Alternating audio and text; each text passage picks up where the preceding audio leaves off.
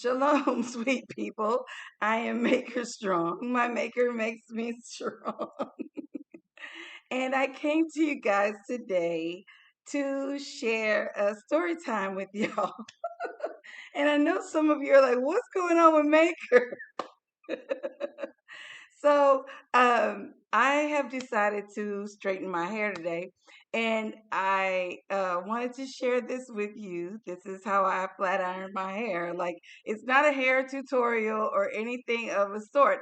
I just decided to do it and let you watch while I tell you a story about something that happened in my life. And something that triggers me, Coca Cola still has a way of triggering me.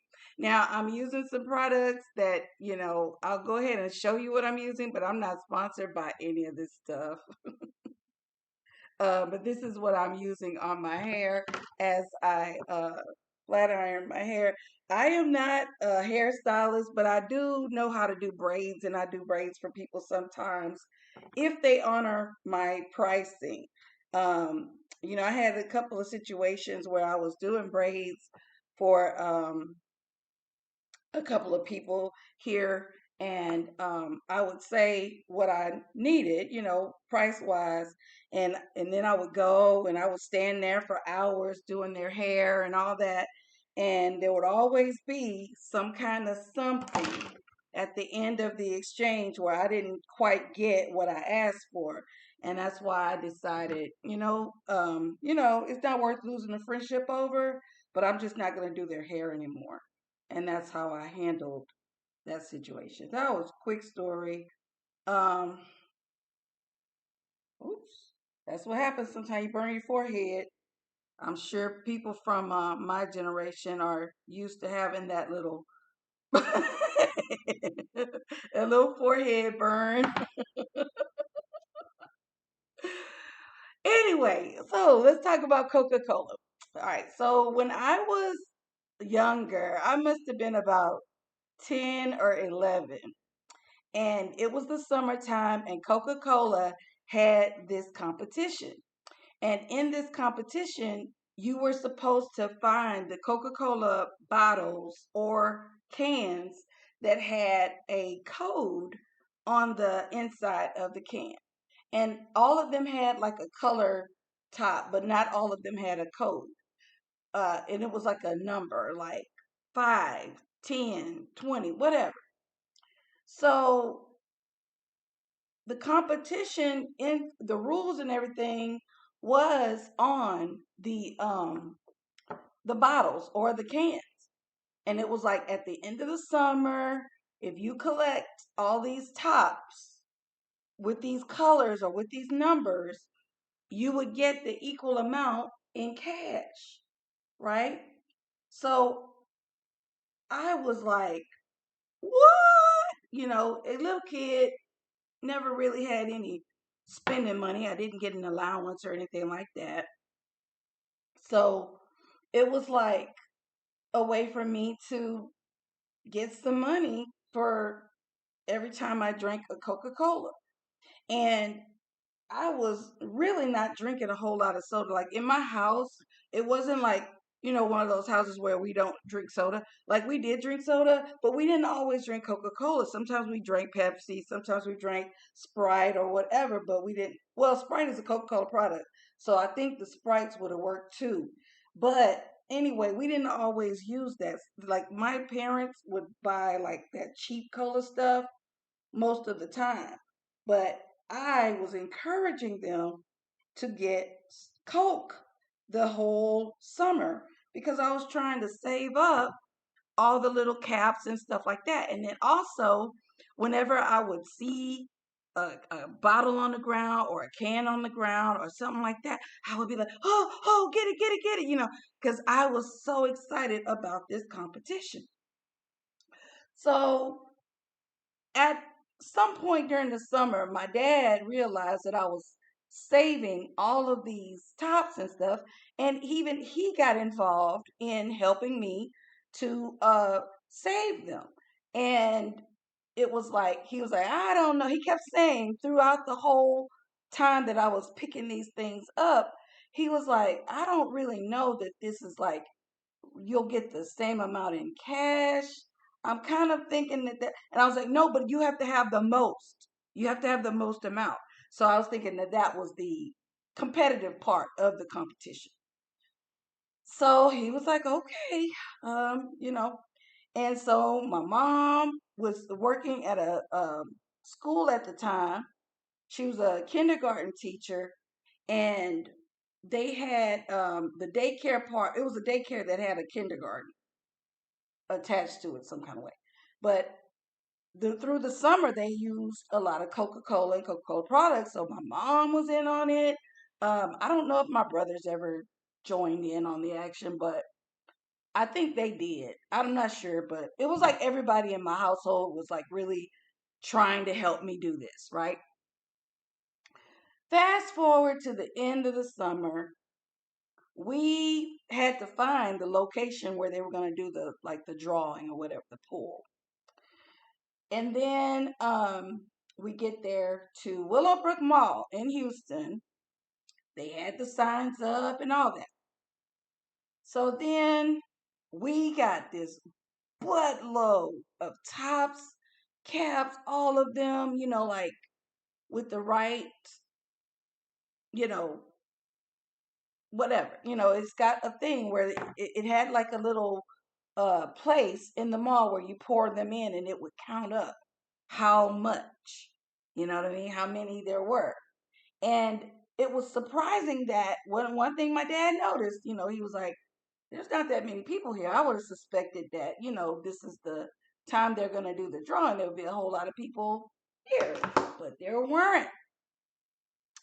And I was like happy because I was like, well, that means less competition, right? So we go, and I don't know. I know I had over 10,000 points. Okay. It was over 10,000. And I was already like, I'm thinking, I've got to have the most here because there's not that many people doing this thing. Right. And I've got a whole lot. Come to find out, the 10,000 points was like you get a certain amount off if you purchase something from the mall, because that was why that drawing was being done at different malls. So it was like you get a certain amount discount off these participating stores in the mall if you had this over these this many over this many over this whatever. So my dad was like, okay, here's good news. You got this many points, and they gave us this. It's a coupon for like 40% off if you buy something from these stores. And I was like, no, no, that's not what the rules say. You get that in cash. It says it on there. When cash. It doesn't say when a discount to a store that it doesn't read the bottle, read the can, read it. It doesn't say that. And he was like, it's a competition. They're trying to make money. They're not going to just give you something like that. It doesn't work that way. I was trying to tell you. I was trying to break it to you slowly, like don't get your hopes up. And I was like, but that's, Daddy, look at it. That's not what it says. Read it. It says very clearly, win cash. That was like the biggest words on there, win cash. And he was like, look, I'll take you to the store. If you see something you like, we get 40% off. And I was like, no, no, I don't want it. I was from that point on, I hated Coca Cola. Hated. Every time I saw the Coca Cola symbol, and you know how ingrained Coke is uh, in everywhere. It does have to do with cartels in the cocaine industry, but it's everywhere because of that, like it is. But I hated Coca Cola product and anything that looked like a Coca Cola. I was so triggered because what it represented to me was deception, lies, disappointment, and all that. So then, fast forward to me moving to Mexico. Me moving to Mexico is like, how do I know that healing has taken place in one aspect? I mean, we all on a journey to healing, right? But I know healing has taken place because I live in Mexico. Coca Cola is a way of life. Coca Cola, in some aspects, is like worshiped. Like, I know that that sounds extreme, but if I can find the video where they talk about how venerated Coca Cola is in Mexico, I will link it in the description. It is like it is like Coca Cola. It's a part of life. They don't even call soda soda. They call Coca Cola, like sodas are Cokes. So it's like, would you like a Coke? And if you say, well, no, I don't want a Coke, but they don't really mean Coca Cola. They mean like, Sierra Mist or whatever. They don't really, but it's like that is what soda is in Mexico. So one of the things that I kind of thought about when I moved here was how, hmm, I'm not being triggered every time I see Coca Cola. And I was seeing it everywhere, right? I realized like I'm not being triggered. Awesome. Because I stopped drinking sodas, period. Like I stopped drinking sodas, period. But I definitely hate. I still don't like Coca Cola, period, because I just don't drink sodas. But what I'm saying is, there was a triggering factor to that. It was like, oh my God, um, Coca Cola is the devil.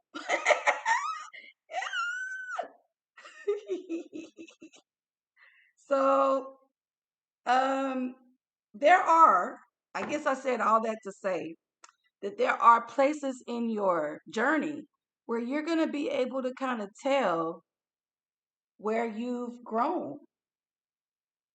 Hold on, I got to put this thing back over here.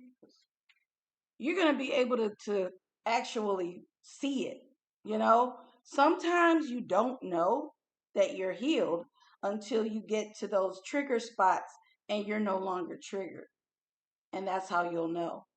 But sometimes you think you're still triggered because that's always been like a secondary response. Like your body, your mind is always like, oh no, I don't like that, or whatever. But it's like there are there are places in your journey where you'll be able to look back and go, oh, I'm over that. I couldn't believe it. I can't believe it. I'm over that. So that's my little Coca-Cola story. And as y'all can tell, I'm not finished doing this, but I will finish and give you guys a before and after. I want the reason I'm laughing is because I'm already thinking about my thumbnail, and I think I'm going to use my smush face thumbnail. So y'all can see, uh, the transformation. Anyway, yeah, so that's my story. Um, hope you liked it. Bye. Shalom.